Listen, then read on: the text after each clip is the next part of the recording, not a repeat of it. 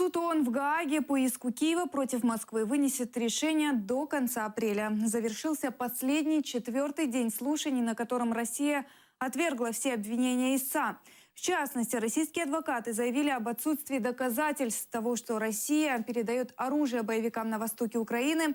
Кроме этого, российская сторона отвергла обвинения и относительно МH17. Ранее Киев подал иск в Международный суд ООН против России за поддержку терроризма на востоке Украины и дискриминацию этнических украинцев и крымских татар в оккупированном Крыму. Яка передавала російська сторона суду в якості доказів.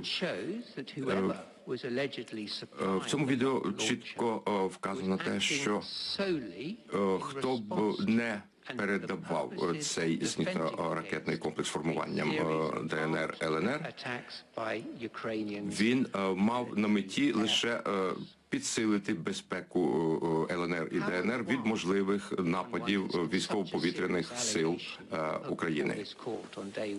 Щодо того, що українською стороною були наведені неправдиві докази, начебто прямих поставок зброї або постачання зброї до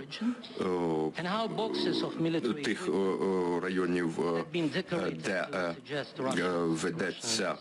ведуться бойові дії.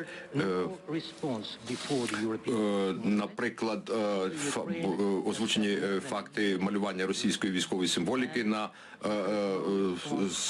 бойовій техніці. Тем временем Кремль готов понести наказание за Крым и Донбасс. Пресс-секретарь Путина Дмитрий Песков заявил, что Россия признает решение Международного суда ООН в Гааге по иску Украины.